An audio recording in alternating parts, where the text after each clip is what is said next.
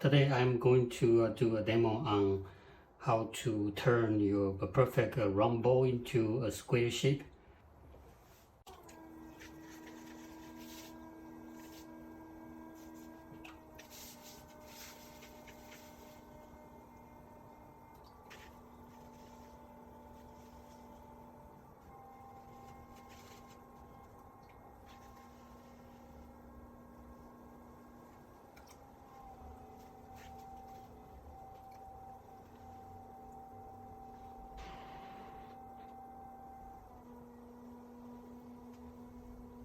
Okay, so what I did was trying to show you that centering is not that difficult. You see that when I'm centering, I'm just using my left hand.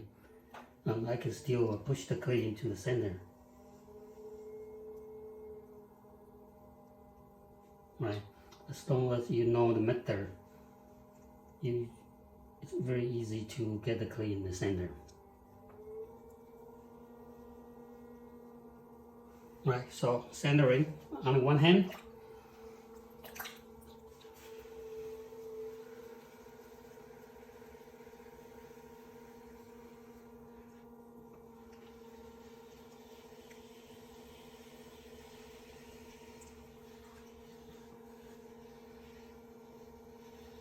So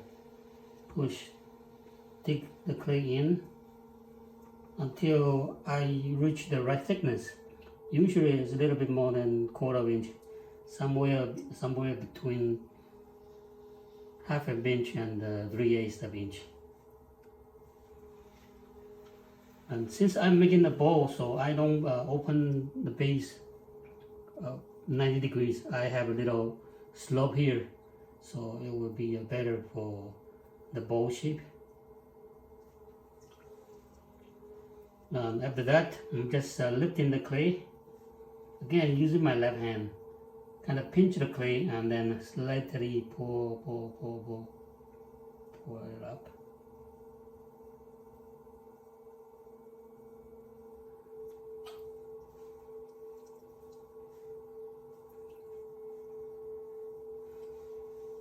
Again, I am just using my left hand to do the demo, like how my fingers are picking up the clay and lift.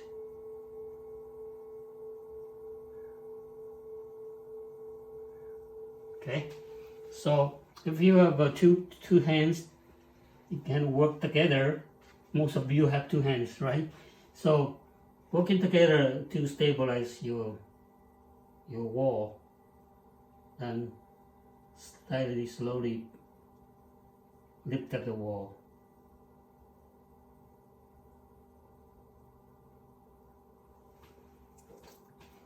And after the wall is thin enough, usually I lift it up and make it thin. And then I'm using the metal rib outside to remove most of the slip. And slightly bending the rib. I'm bending my rib and remove the slip of the wall.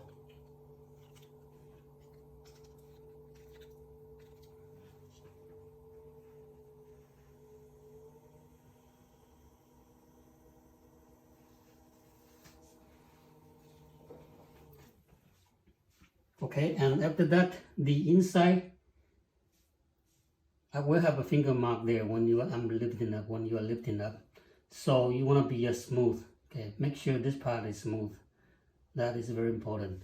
I have several tools to take care of that part here. I have a round rib. Okay, the round one. So use the round rib to compress the center.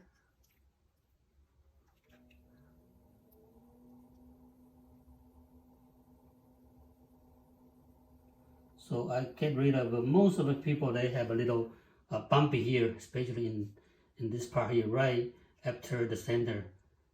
And this part here, you have a little bit bumpy. And this tool is easy to take care of it.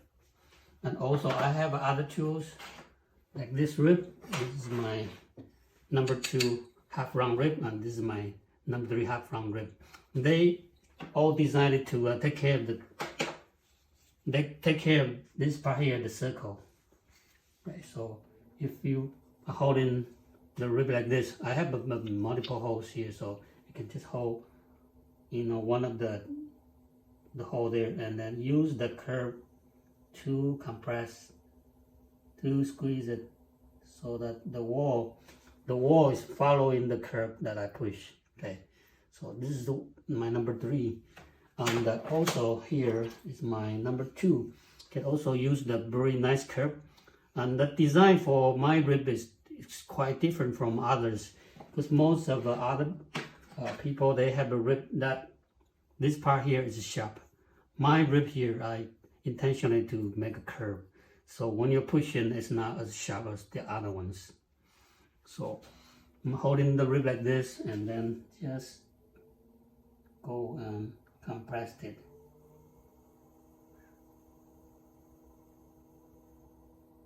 And the curve will follow through how I hold it. If you want to see it more clear, you can just wipe up the slip, and then just go in there and just see more clearly.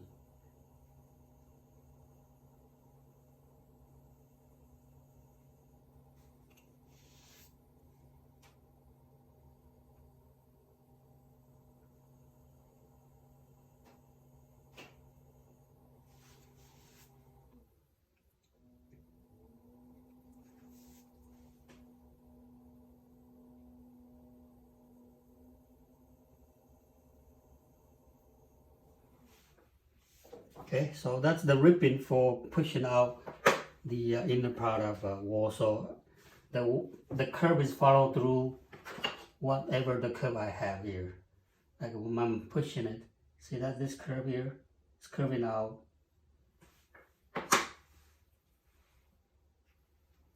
And after that, I could just take care of the rim using the chamois to compress the rim to make it a bit thinner.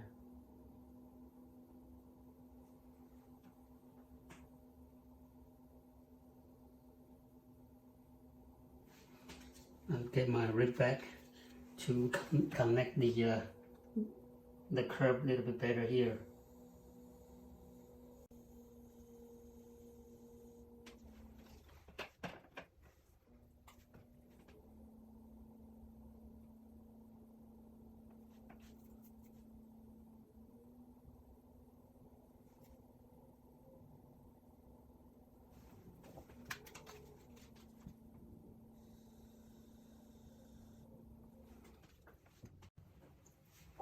Okay, so this kind of a ball, I could shape it into a square shape. So I'm going to just use this part here to squeeze it. For square, usually I find that this part here, where the back pin here is, so one and one on the other side. So somewhere in the middle here, it's at 90 degrees. So just give myself a mark there to find where I am going to stretch it or push it.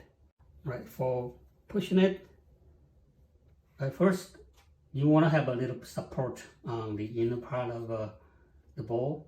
Okay, I usually put these 2 fingers there, kind of line up together and widen it, open up a bit. Okay, and that push.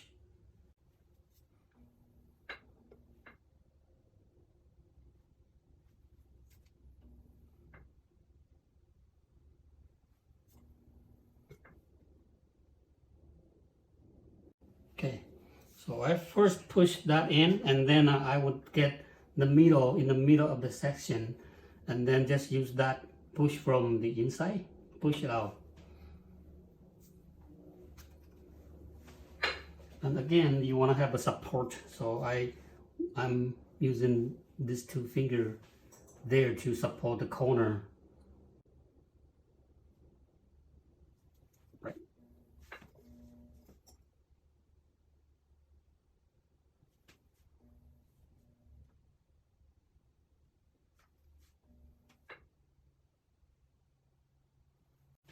Right, so that's a square shape, and you can come back to do a little adjust so that it's more even.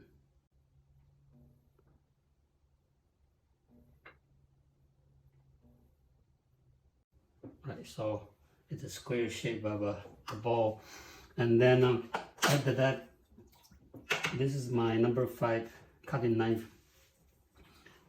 Just chop it off.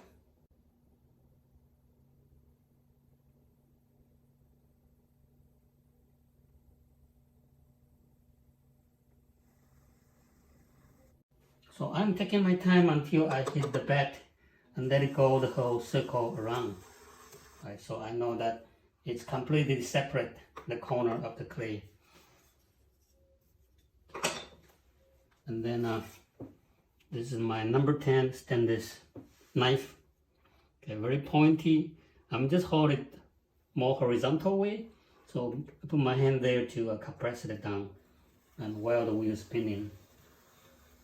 The reason why I like using this tool is that somehow the needle tool is a little bit thicker, so sometimes when you undercut, you might accidentally push the clay back and the clay is sticking back to the corner. And if you have a thinner blade and you just undercut it, the clay is not getting pushed back, so it's easy for you to separate. See that?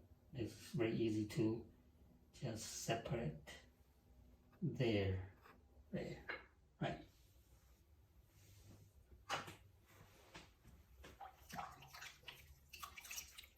All you need to do is wipe up the pad, and when the clay is wet, it's easy to clean, so you want to clean up when the clay is not dry. Just wipe it up easily. Okay, you can pick up the pad and put it aside and throw another one. Okay, here the finger mark, it will be easier to wipe it up later on when it's at the leather hard stage.